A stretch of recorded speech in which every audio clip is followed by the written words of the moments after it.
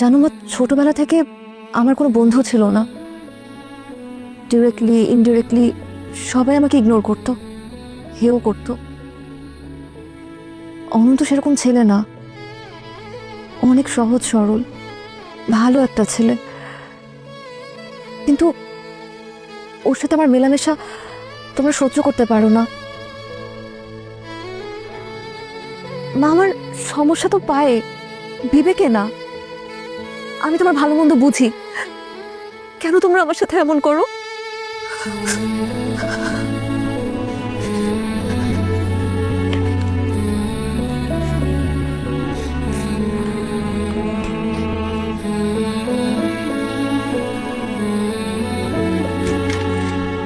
আসসালামু আলাইকুম।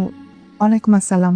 অনন্ত বসন্ত যে ছেলেটা, এটা কি ওদের বাসা? হ্যাঁ, ওর বাসা। আপনি?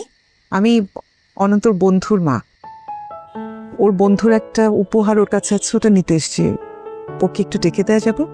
কোন বন্ধুর মা? মুনতাহা আমার মেয়ে। ওর পায়ে একটু সমস্যা আছে। আমরা পাশের বিল্ডিং এর ফ্ল্যাটে থাকি। আসেন না আপা, ভিতরে আসেন, একটু বসেন। না না, আজকে আসবো না, আমার একটু কাজ আছে। অনন্ত বাসা থাকলে যদি ডেকে দেন খুব উপকার হয়। আছে, আমি ডেকে দিচ্ছি। অনন্ত, অনন্ত, অনন্ত, দেখো তো কে এসেছে।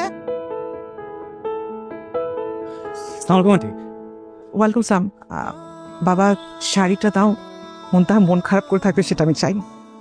অবশ্যই আন্টি, সেকেন্ড।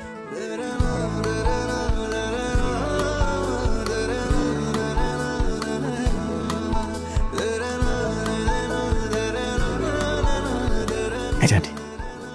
থ্যাংক ইউ বাবা, আসি। জি।